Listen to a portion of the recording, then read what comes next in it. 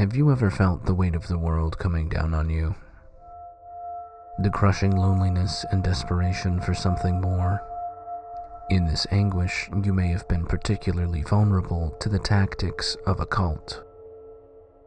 These groups prey on vulnerability, luring victims with empty promises of community, purpose, and salvation. But what begins as a search for solace, tranquility, and prosperity can quickly spiral into a nightmare of manipulation, exploitation, and abuse. The lines between reality and delusion blur. Your every move is dictated by those in power. You're trapped, stranded and suffocating in a world that feels exponentially unfamiliar, but far too detached from the world you knew to rejoin society peacefully. Tonight, we begin our descent into the twisted realm of cults, their leaders, and the devastating impact they can have on those involved with them, even long after they've been released from their grasp. Inspired by the Cults-Iceberg, we begin our journey at the surface.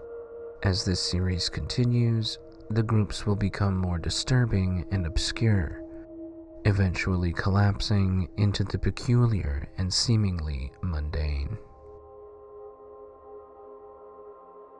Welcome to Cult Profiles, a not-so-deep dive into the strange and fascinating lives of some of the world's most prolific and ill-fated cults.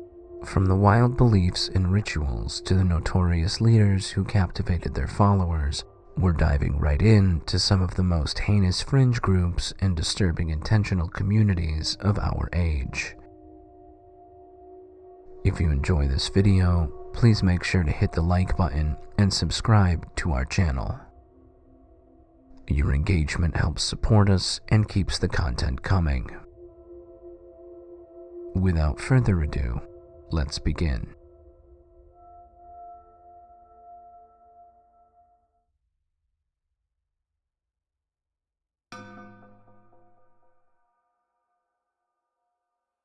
We embark now on a journey of intrigue into the Church of Scientology, a shadowed organization shrouded in controversy and whispers of cult-like practices.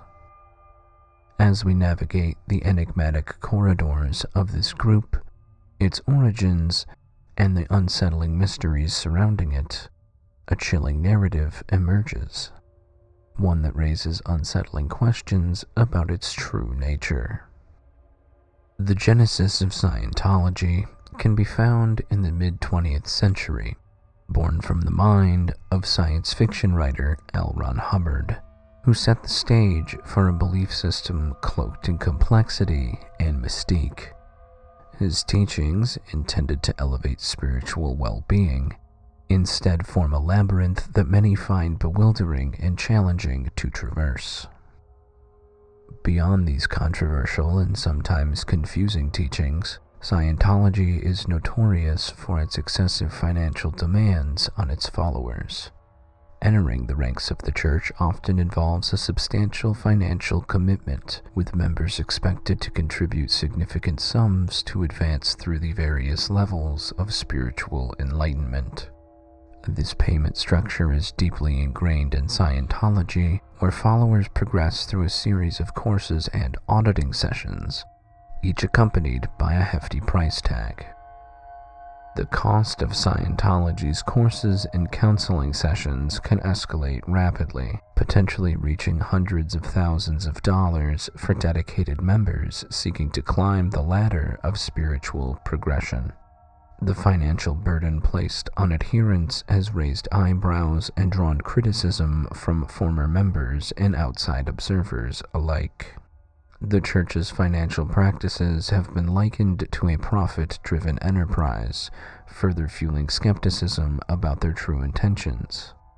This financial strain extends beyond individual contributions, as the Church of Scientology has also faced legal scrutiny for its tax-exempt status. Critics argue that the organization's wealth accumulation and the lavish lifestyle of its leadership contradict the principles of a religious institution. The financial aspect of Scientology adds another layer to the complex narrative, exposing a system that not only demands unwavering loyalty, but also places a significant burden on the financial well-being of its followers. Here, the beliefs and practices dictated by Hubbard take on an unsettling hue, characterized by their controversial nature and purportedly manipulative, psychologically damaging impact. This is compounded by the ritual of auditing, an intimate and invasive interrogation, a dark thread woven into the fabric of so-called spiritual enlightenment. This ritualistic endeavor is not a mere introspective journey, but a psychological odyssey that unfolds in the dimly lit rooms of the church. Auditing, a supposed method of spiritual counseling, has been described by former members as anything but.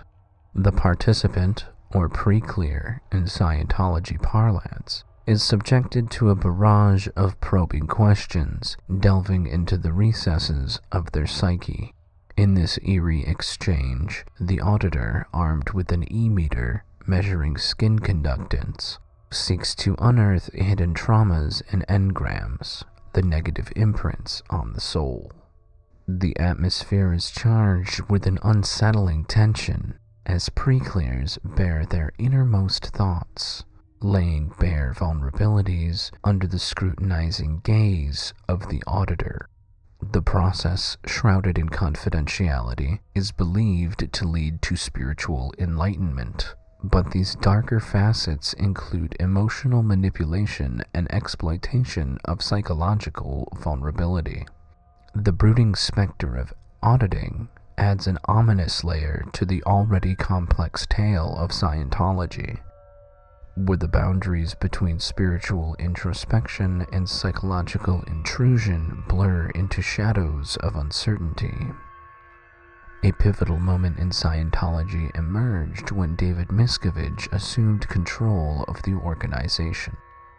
This power transition occurred following the death of L. Ron Hubbard in 1986. It was at this time that Miscavige swiftly ascended to the helm, orchestrating a strategic takeover that would help reshape the course of Scientology. While the circumstances surrounding Miscavige's rise remain veiled in secrecy, whispers of calculated behind-the-scenes maneuvers to secure his dominance are rampant throughout the group. This moment in Scientology's history marked a shift in leadership, plunging the organization into a new era under Miscavige's enigmatic and charismatic stewardship. A significant chapter unfolds in 2007 with the mysterious disappearance of the wife of Scientology's leader, Shelley Miscavige. Accounts regarding internal abuse within the organization, coupled with the unresolved fate of Shelley, amplify the sense of foreboding surrounding Scientology. As Hollywood's glittering facade endorses success and fame, the church's shadow looms over prominent figures like John Travolta, Tom Cruise, and even members of the Baldwin family. Their association with Scientology becomes a focal point, sparking discussions about the cult's influence on Hollywood's elite.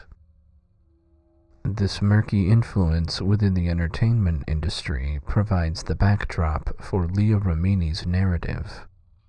Breaking away from the allure of Scientology, Remini became a vocal critic, shedding light on alleged abuses and secretive practices within the church. Her journey is punctuated by legal battles and courageous revelations. Throughout her recent memoir and subsequent documentary series, Remini pierces through the veil, exposing the alleged abuses within the church. As she delves into Scientology's practices, her investigations lead her to the mysterious disappearance of Shelley. However, this pursuit doesn't unfold without its perils, leaving Remini entangled in a web of darkness that extends beyond the confines of Hollywood's glamour. Despite the church's consistent denial of any mistreatment or abuse, public skepticism lingers. Scientology's history of secrecy and manipulation casts doubt on claims of Shelley's well-being and raises questions and concerns about the organization's true nature. This is only compounded by the Where's Shelley movement, which was spearheaded by Rumini and seeks to find the truth behind her disappearance. This scandal has been perpetuated for nearly 2 decades, with Last Week Tonight's John Oliver making several statements about the incident, even going as far as including Where's Shelley spoken in Latin during the intro sequence for an entire season of his show in 2021. As recent as January 2023, Golden Globes host Gerard Carmichael joked that Tom Cruise's trophies had been returned and could be exchanged for the safe return of Shelley Miscavige. To this day, Scientology refuses to make a statement disclosing the location of Shelley, and many assume her to have met the most grim of fates back in 2007.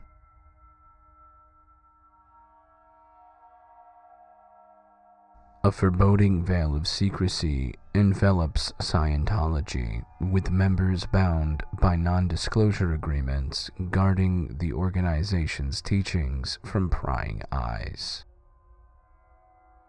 The secretive maneuvers of the Church prompt a disturbing inquiry into the concealed depths of its practices. Scientology comes forth from the shadows as a dark and brooding force, drawing criticism for its cult-like practices and ritualistic undertakings. The infiltrative tendrils of the organization in Hollywood and the unresolved mysteries that linger contribute to an uneasy narrative shrouded in uncertainty.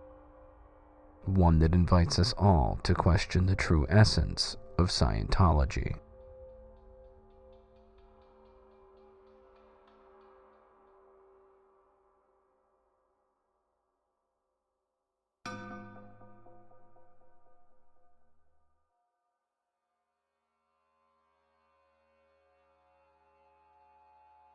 In the obscured corners of history, a tale persists.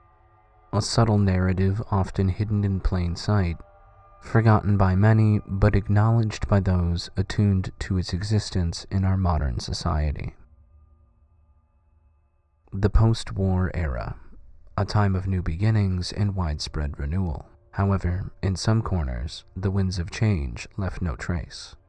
As other nations grappled with confusion and recession, certain realms remained blissfully unaware of the global-scale conflict, a detachment from urban chaos where our contemporary marvels took on the allure of magic enchantments.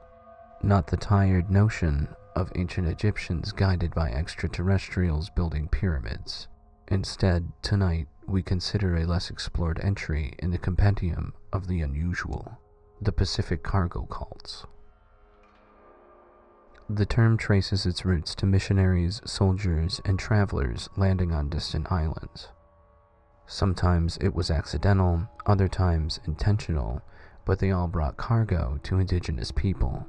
A peculiar dance unfolded, gifts exchanged for shelter, peace offerings for survival, or the mysterious allure of Christianity.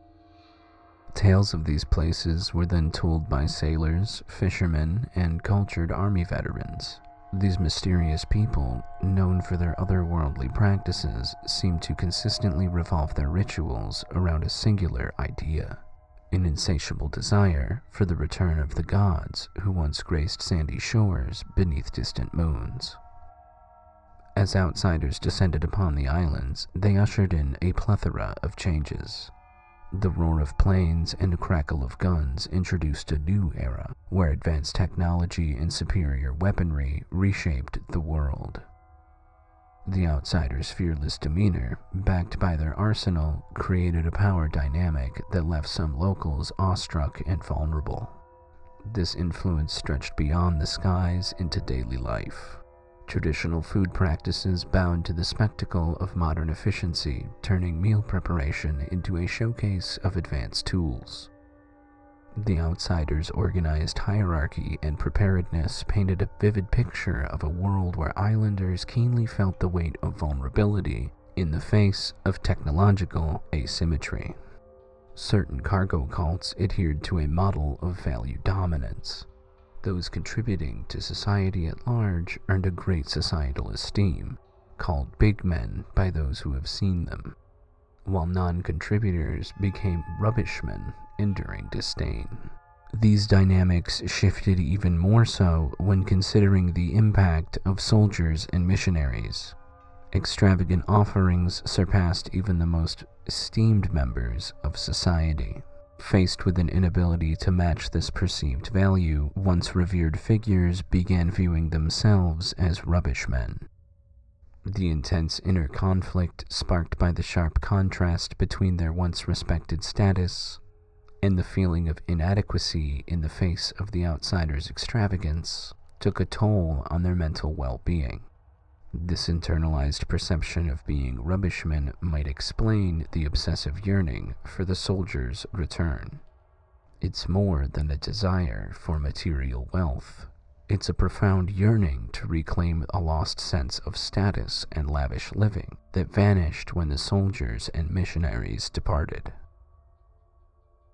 When the missionaries and soldiers did inevitably leave, a void emerged, and charismatic leaders, once esteemed as big men in their societies, seized the opportunity to rise. Claiming divine connections to the departed soldiers and missionaries, they became the torchbearers of hope in a world left yearning.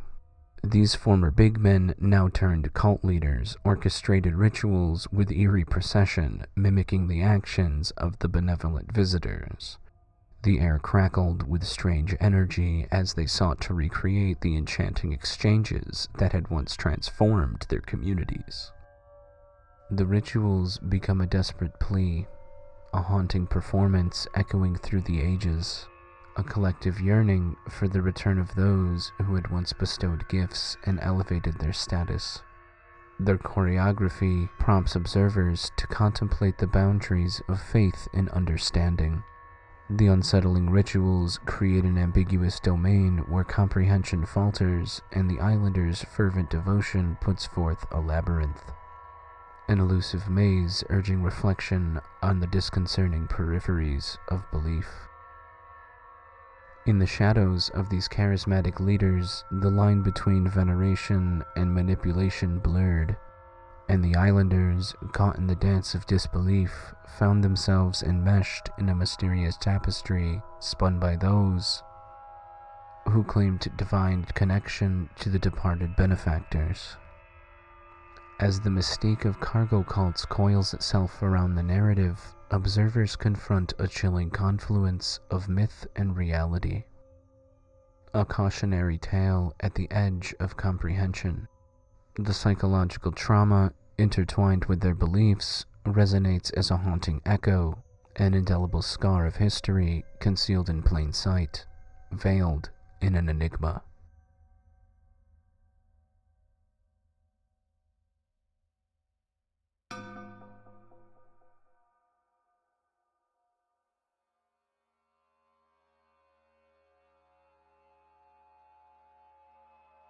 In the shadows of 1980s California, Buddhafield emerged as an intriguing but sinister phenomenon. Initially presenting itself as a safe haven for personal growth and self-renewal, the group ironically concealed a dark reality beneath the veneer. Notoriously known not for the enlightenment it promised, but for the shadows cast by its clandestine practices and disquieting controversies. At the core of Buddhafield stood its enigmatic leader, Meshal Rostand, or as he preferred to be called, Andreas the Teacher, even sometimes referring to himself as Reji or God King. Rostand, originally known as Jamie Gomez, audaciously declared himself as a god, urging followers to embrace the same delusion. Gomez formed the group sometime between 1984 and 1987 to garner attention when his acting career didn't take off, after some time as an extra and a non-speaking role in Rosemary's Baby. His charismatic leadership served as a captivating force, drawing followers into a spiritual journey plagued with dishonesty and manipulation. Beneath his beguiling charm lurked an authoritarian force that blurred the boundaries between guidance and an ominous grip of control. Draped in a gown of New Age ideas, Buddhafield adopted a facade of enlightenment. The group often would use the Sanskrit word Shakti to symbolize Gomez's alleged power transference through touch. In Sanskrit, Shakti refers to a divine feminine energy, often personified as a goddess. It is a concept in Hinduism that represents the dynamic and powerful energy of the divine. That said, the group embraced what Gomez claimed to be Eastern principles, such as a symbolic rebirth through changing their names, surrendering to their self-proclaimed guru, and immersing themselves in the unsettling and nefarious practices, all hidden from the outside world. Members weren't permitted to have pets, engage in sexual acts, or have children. As Gomez claimed, children, pets, and spiritual enlightenment simply don't mix. Gomez, evidently holding himself in high regard, aspired to an enduring fame that never quite materialized in the manner he envisioned.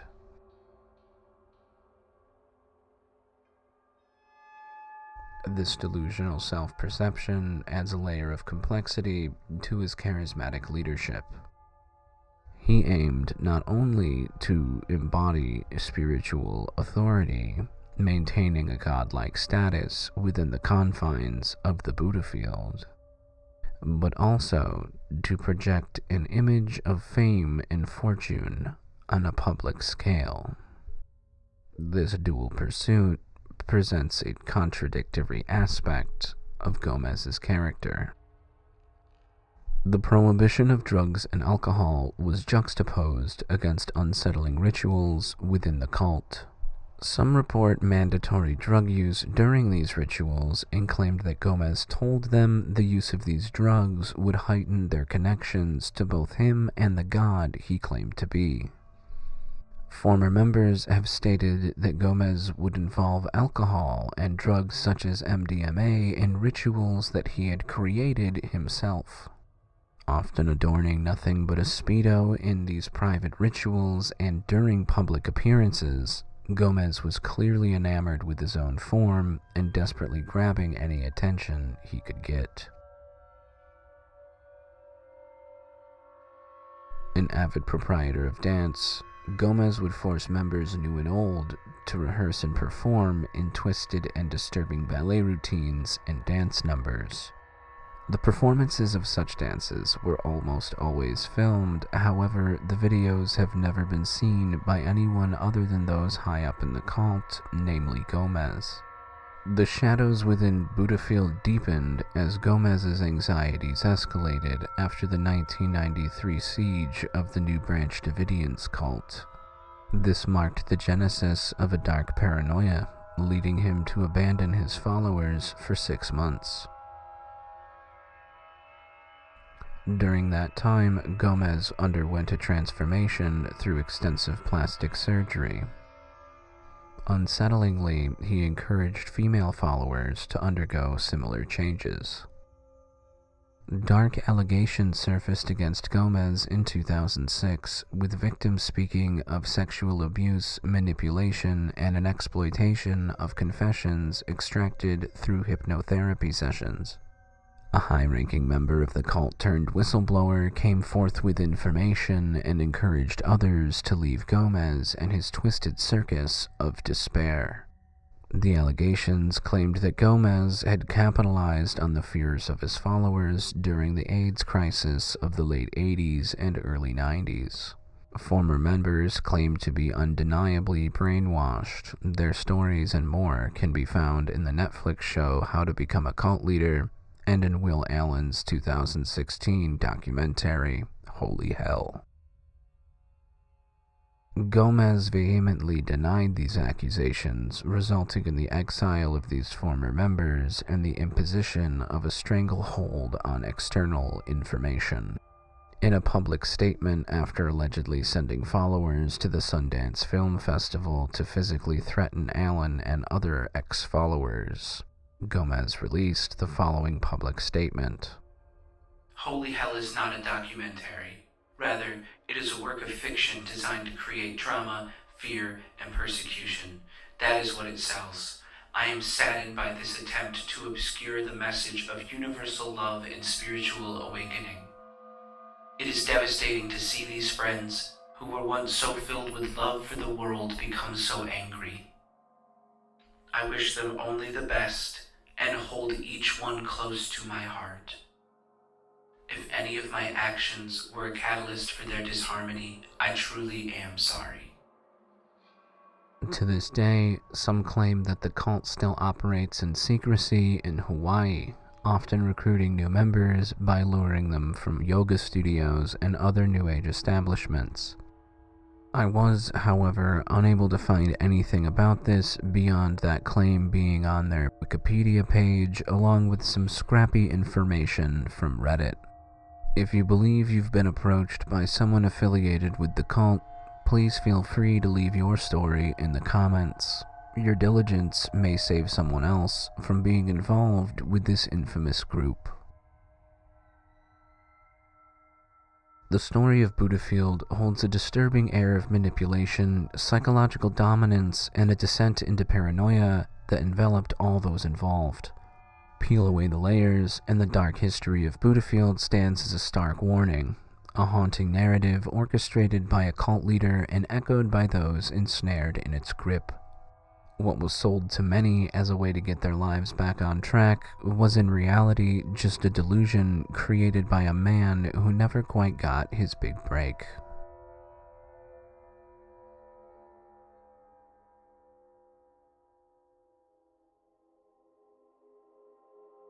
And that just about does it for today's video. If you liked this video, please like and subscribe.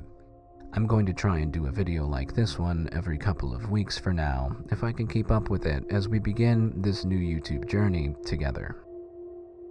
If there's a cult you'd like to see covered on Cult Profiles, please go ahead and drop a comment with the name of the cult you'd like to see covered, and your comment may be featured in a future video. I am beyond excited to start this channel. I hope to bring you all things creepy and weird in digestible shorts and segmented videos, at least for now while this channel gets off the ground. I hope you enjoyed this video. Thank you to everyone for watching, liking, and commenting. Your engagement really helps. Goodbye for now.